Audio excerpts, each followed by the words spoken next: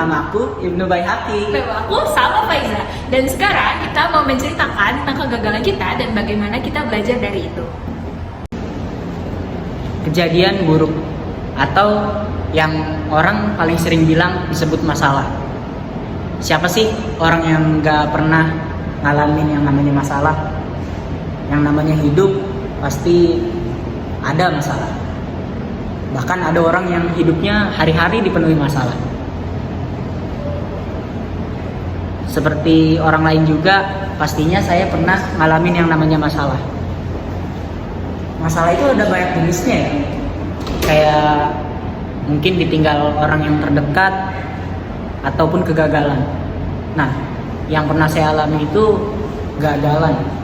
Kegagalan juga pasti banyak jenisnya seperti yang kalian tahu lah. Kegagalan yang pernah saya alami itu gagal dalam ujian atau tes masuk jalur SNMPTN. Seperti yang kita tahu, kalau mau masuk PTN itu ada banyak jalur, kayak jalur prestasi, SNMPTN, SBM, Mandiri, dan lain-lainnya.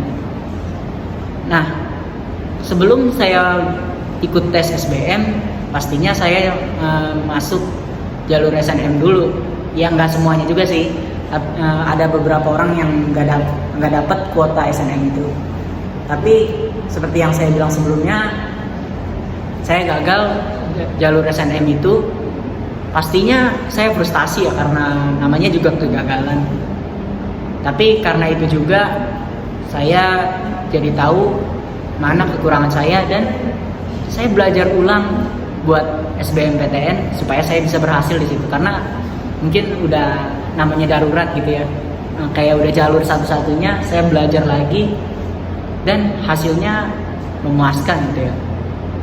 Karena itu juga saya tahu pilihan yang saya buat sebelumnya mungkin salah dan yang sekarang itu benar.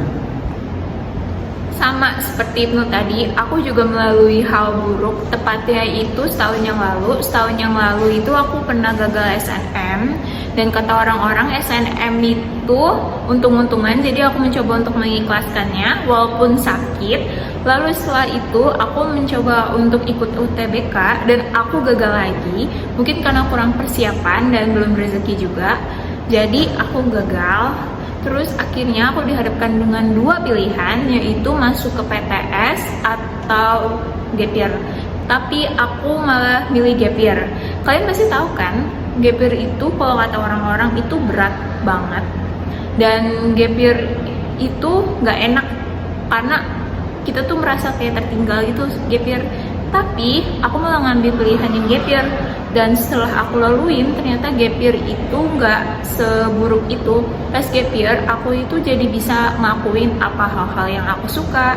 Pas gap year juga, aku bisa ngelakuin apa hal-hal yang nggak aku pernah lakuin. Dan pas gap year itu, aku juga bisa nyari jurusan apa yang sekiranya benar-benar aku pingin. Lalu, aku juga belajar. Aku banyak belajar pas gap year untuk tidak gagal lagi, tentunya, karena gagal itu sangat sakit. Terus akhirnya aku ikut UTBK dan aku rasa aku belum terlalu maksimal di UTBK, tapi alhamdulillahnya aku bisa keterima di UTBK dan aku seneng banget karena akhirnya aku udah nggak gap year lagi. Karena selain manfaat-manfaat itu, aku juga merasa sedih aja gitu pas gap year. Karena aku tuh kadang suka merasa tertinggal sama teman-teman aku. Segitu aja cerita perjalanan gap year aku, dan semoga bermanfaat. Tadi aku sama Ibnu udah cerita tentang kegagalan kita, dan kita ingin belajar dari hal itu, ya kan?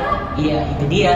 Kita berdua ini sama-sama udah ngerasain yang namanya kegagalan dalam tes masuk perguruan tinggi negeri. Kita ini udah sama-sama ngerasain lah gimana sih rasanya sedih, frustasi. Tapi nggak sampai frustasi aja, kita harus belajar dan lebih baik dari sebelumnya.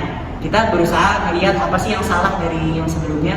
Bisa jadi dengan koreksi itu kita akan jadi lebih baik. Kita juga akan membuat pilihan-pilihan yang lebih baik dari pilihan kita yang sebelumnya. Oke, makasih udah mendengarkan. Semoga bermanfaat. Dadah!